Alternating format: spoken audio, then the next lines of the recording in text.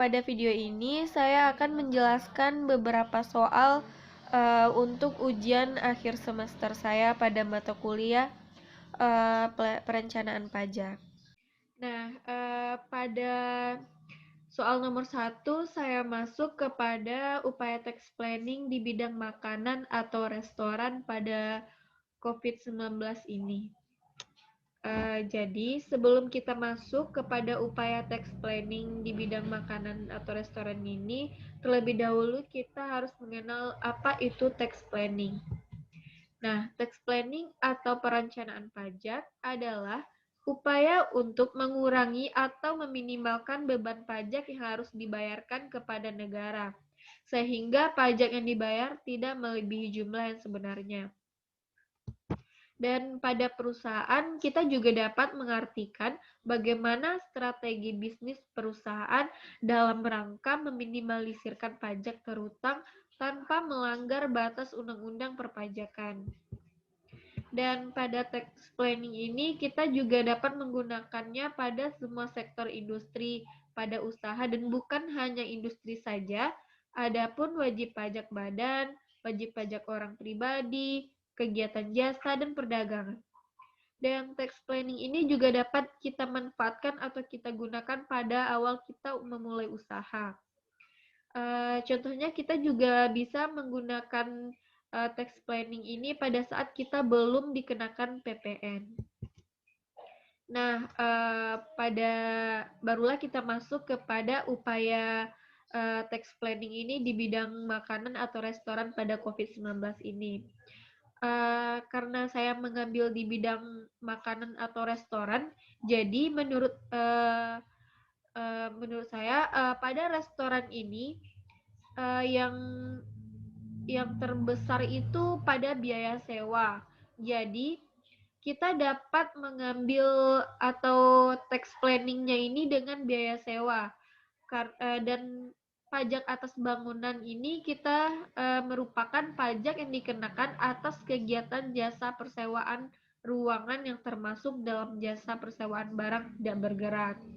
Nah, biaya sewa itu sendiri merupakan kewajiban perusahaan yang harus dibayarkan kepada suatu pihak atas jasa pihak bersangkutan yang telah meminjamkan aktiva untuk kepentingan perusahaan. Nah, atas kegiatan persewaan ini, pihak penyewa akan mengajukan batas pembayaran untuk periode 1 tahun. Jadi bagi bisnis yang baru berkembang, biaya sewa ruang usahanya bisa menjadi komponen biaya terbesar.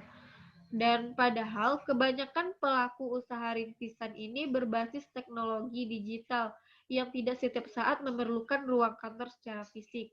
Apalagi modal yang dimiliki perusahaan juga terbatas. Nah, pada masa COVID-19 ini kita bisa tidak menyewa tempat karena pada masa pandemi ini kita hanya memerlukan sistem order atau secara online atau digital. Jadi kita tidak perlu membayar biaya sewa dan tidak dikenakan pajak juga. Nah, selanjutnya kita masuk kepada contoh tax planning dengan biaya sewa. Misalkan restoran A ini memiliki omset 52M dan berpenghasilan kena pajaknya sebesar 5M. Jadi kita tanpa biaya sewa gedung, berapa PPh terutangnya gitu. Kita dapat menghitung PPh badan yang terutangnya itu 25% dikali dengan 5M dari kena pajaknya. Jadi dapatlah 1,25M. Selanjutnya dengan biaya sewa gedung sebesar 1M katanya. Jadi penghasilan kena pajaknya itu menjadi 4M. Dari mana kita dapatkan 4M itu? Yaitu dari 1M biaya sewa gedungnya itu dikurang dengan kena pajaknya sebesar 5M. Jadi menjadi 4M. Dan berapa PPh terutangnya? Nah, kita lihat pada PPh 4 ayat 2 yang terutang. Jadi, 10% dikali 1M dan mendapatkan 100 juta. Selanjutnya, PPh badan yang terutang.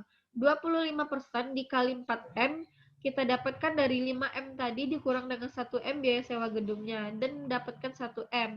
Untuk menghemat pajaknya, kita masukkan yang PPh badan terutangnya 1,25M dikurang dengan 1 M biaya sewa gedung, dikurang dengan 100 juta, dan mendapatkan 150 juta.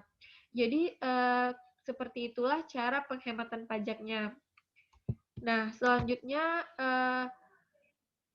gimana tax planning, cara yang dilakukan agar dapat meminimalisirkan pajaknya itu, saya mendapatkan 2 metode, ada tax planning pada biaya sewa, dan yang kedua, metode penyusutan pada pembelian aset.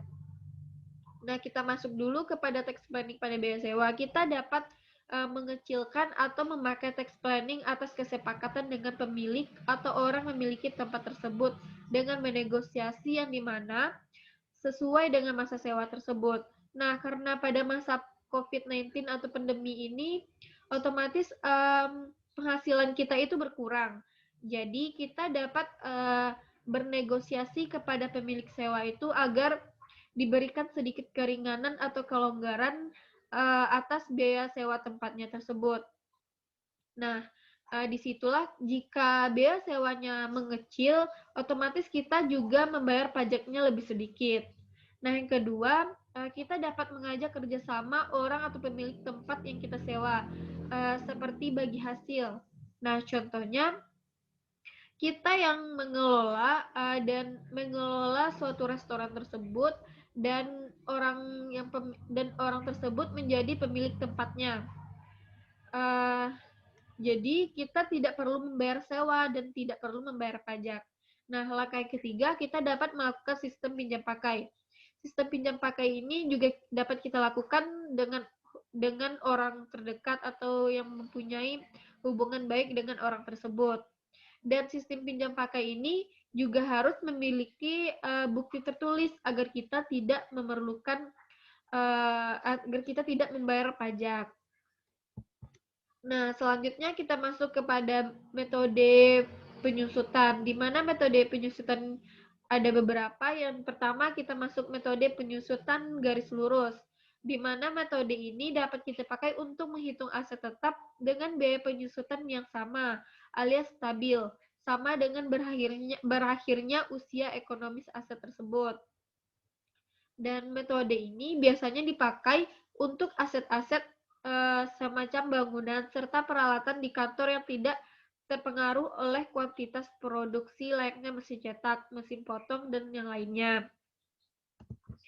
Selanjutnya yang kedua, metode penyusutan saldo menurun, di mana metode ini berkaitan dengan persentase harga buku aset pada 1 tahun. Jadi kita membayar pajaknya di awal lebih besar dan makin lama makin mengecil. Yang ketiga, service hard method, di mana sesuai dengan namanya, metode ini erat kaitannya dengan produksi barang atau jasa dalam kurun waktu tertentu. Jadi ada waktu tertentunya. Yang keempat, sum of the year digit method, di mana metode ini dipakai jika kita bermaksud untuk melihat penyusutan setelah jumlah tahun yang berlaku semenjak aset tersebut ada. Dan yang kelima, metode satuan hasil produksi, di mana metode ini juga merujuk pada satuan produksi yang dihasilkan oleh aset tetap pada kurun waktu tertentu. Misalnya, setiap 1 tahun sekali atau beberapa tahun sekali. Dan menurut saya, tax planning yang dapat kita lakukan pada masa COVID-19 ini pada perusahaan restoran tersebut, yang pertama kita melakukan instansi pembukuan yang dimana dapat melakukan 3M atau memperoleh, memelihara, dan menagih. Dan yang kedua, dengan perusahaan entitas badan usaha, di mana konsep entitas bisnis membatasi data ekonomi pada sistem akuntansi dengan data yang terkait secara langsung dengan kegiatan akuntansi. Dengan kata lain, konsep jenis bisnis ini dipandang secara terpisah dari pemilik, kreditor, dan juga pihak-pihak bisnis lainnya. Nah, yang ketiga, kita dapat melakukan merger dan akuisisi. Dalam melakukan proses merger ataupun akuisisi, memang sangat menguntungkan bagi kedua belah pihak perusahaan dibandingkan merelakan satu perusahaan yang telah dibangun hancur begitu saja. Namun, ketika sebuah perusahaan memiliki proses merger ataupun akuisisi, tidak menutup kemungkinan akan adanya perilaku perpajakan yang akan dikenakan. Dan selanjutnya yang terakhir yaitu dengan memanajemenkan SDM-nya. Baiklah, hanya itu yang dapat saya sampaikan pada soal nomor 1. Terima kasih. Soal nomor 2, saya mengambil kasus pada PT Hagia Nusaba Tbk. Jadi strategi tax planning-nya dalam bentuk usaha yang dilakukan PT Hagia Nusaba Tbk ini ialah mencoba untuk memilih badan usaha yang berbentuk perseroan terbatas atau PT. Dan ketentuan perpajakan dalam bentuk usaha perseroan terbatasnya ini, yang pertama, pada PT Hagia Nusaba Tbk merupakan subjek pajak dalam negeri berbentuk badan hukum. Yang kedua, untuk pembukuan PT Hagia Nusaibah ini juga diwajibkan untuk dapat menyelenggarakannya. Yang ketiga, pada PT Hagia Nusaibah ini juga telah mendaftarkan dirinya guna mendapatkan NPWP dan atau pengukuhan PKP atas nama PT Hagia Nusaibah. Dan yang keempat, pengenaan pajak atas PT Hagia Nusaibah ini terjadi 2 kali. Dan yang kelima, gaji yang dibayarkan pada pemegang saham dan komisarisnya ini bisa dibayarkan oleh PT Hagia Nusaibah. Selanjutnya kita masuk kepada strategi perusahaan dalam tax planning ini. Pada PPH 21 atau 26. Yang pertama, pada PT Hagia Nusaibah Tbk ini melakukan strategi perencanaan pajak dengan menggunakan gross method atau pajak yang ditanggung oleh karyawan. Dan yang kedua, dalam perhitungan PPH 21 method gross, perusahaan akan memotong gaji pokok karyawannya, sehingga take home pay yang didapat karyawan adalah yang sudah dipotong pajak. Selanjutnya, pada strategi perusahaan dalam tax planning PPH pasal 22, 23 atau 26 dan 25 dan PPH final.